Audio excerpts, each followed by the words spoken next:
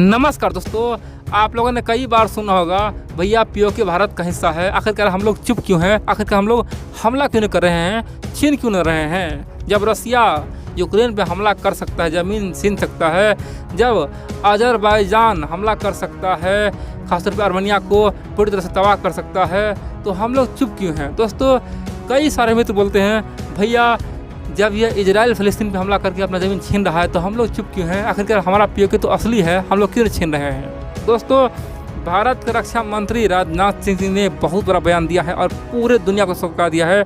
राजनाथ सिंह जी का बयान सुनकर चीन में हड़कंप मच गया, पाकिस्तान में हड़कंप मच गया। दोस्तों, राजनाथ सिंह जी ने ओपनली लिखा है कि भाई पीओके अपना है, भारत का अभिन्न अंग है, हमेशा रहेगा और छीनेंगे, क्योंकि वहाँ पे मैया सती का वास है, मैया शारदा का वहाँ पे मंदिर है।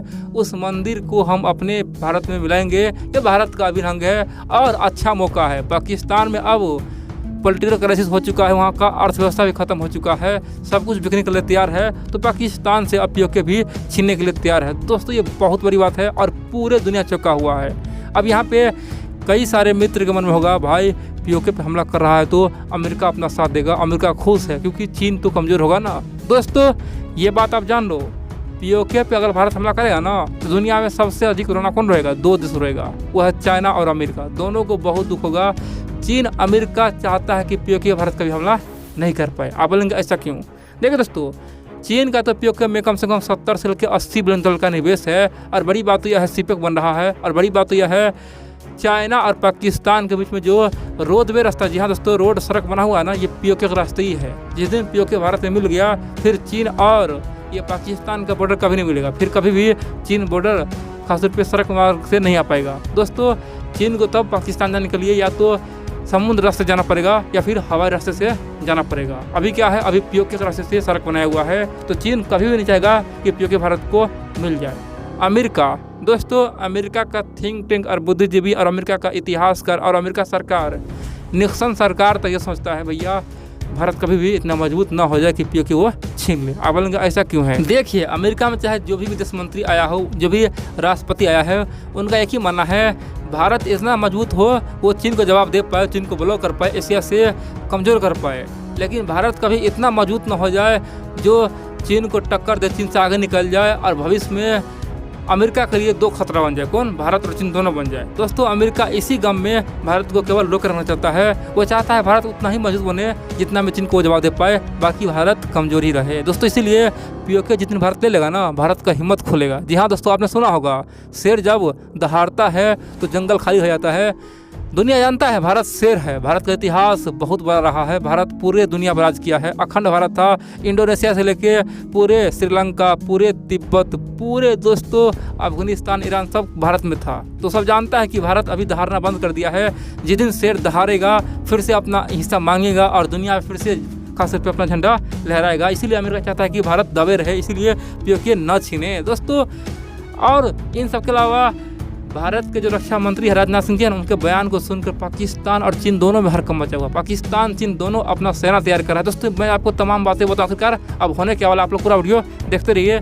लेकिन इन सबसे पहले आप लोग को बोल दूँ दोस्तों, आप लोग वीडियो पूरा देखते हैं लेकिन वीडियो को लाइक करना ही भूल जाते हैं। आप लोग से फिर से अनुरोध है, रिक्वेस्ट है, जितना हो सके वीडियो को लाइक करें, चैनल को सब्सक्राइब करें और कमेंट भी करें। आप लोग का लाइक, कमेंट और शेयर बहुत ही महत्वपूर्ण होता है। अब जानते हैं आखिरकार हुआ क्या है, लेकिन इन सबसे पहले आप लोग को एक बात और बता दूँ मित्रों, अगर आप चाहते हैं कि भारत का अर्थव्यवस्था रातों रात बहुत आगे निकल जाए, हम लोग अमेरिका को पछाड़ दे, चीन को तो बात ही नहीं, केवल अमेरिका को हम लोग पछाड़ दे।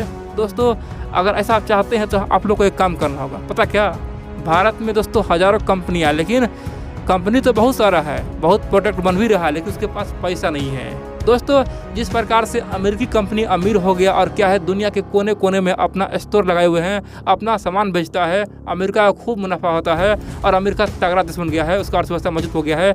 चीन में भी यही होता है। पता कैसे होता है? देखिए, अमेरिका और चीन के लोग शेयर बाजार में निवेश करता है, छोटे मोटे कंपनी में बहुत पैसा लगाता है और वो कंपनी, उसके पास जब पैसा मिलता है ना, वो कंपनी ग्रो कर जाता है और बहुत बड़ा कंपनी बन जाता है और पूरी दुनिया में फैल जाता है। उससे क्या है, चीन का अर्थव्यवस्था, अमेरिका का अर्थव्यवस्था मजबूत हुआ है। और दोस्तों, जो लोग निवेश करता है ना, उससे भी फायदा होता है। अगर भारत में दोस्तों, अगर आप निवेश करेंगे किसी कंपनी में, अब मान लो कोई छोटा कंपनी बहुत बड़ा कंपनी बन जाता है। तो दोस्तों आपका 1 लाख रुपया आपको अरबों में बदल सकता है, आपको करोड़ रुपया कमा के दे सकता है, वो भी दोस्तों कुछ ही समय में। यानी कि शेयर बाजार का पावर बहुत ही बड़ा है। इसीलिए आप लोग छोटे मोटे कंपनी में निवेश कीजिए और भारत के अर्थव्यवस्था को चमकाइए। ये आप लोग के लिए बहुत ही महत्वपूर्ण बात है। और दोस्तों एक बात और है, आप लोग मान लो 10,000 महीना कमाते हैं तो पूरा पैसा निवेश मत करिए, ये रिस्की भी है, ये थोड़ा डेंजर भी है। इसीलिए जितना हो सके कम करें। मान लो 10,000 कमाते हो तो केवल आप 500 रुपये या फिर 1,000 रुपया लगा सकते हैं, और वो भी सोच समझ के लगाए। और किसी बढ़िया ब्रोकरेज से दोस्तों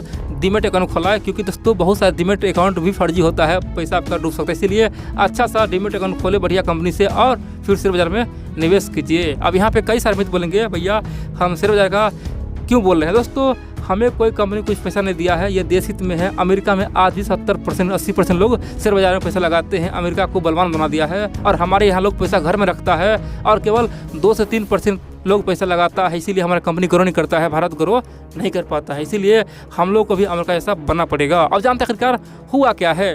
दोस्तों आमतौर पर आप जानते हैं ये पाकिस्तान वाले बहुत कूदता है चीन के बदौलत, लेकिन दोस्तों चीन में जो हुआ है वर्तमान में, चीन में जगह जगह विद्रोह चल रहा है। और पाकिस्तान हाल ही में एक बड़ा बिल पारित कर दिया है कि पाकिस्तान का एक सरकारी संपत्ति वो बेचेगा और कोई भी आदमी विरोध नहीं कर पाएगा। सुप्रीम कोर्ट कुछ बोल नहीं पाएगा, वहाँ की जनता कुछ बोल नहीं पाएगा।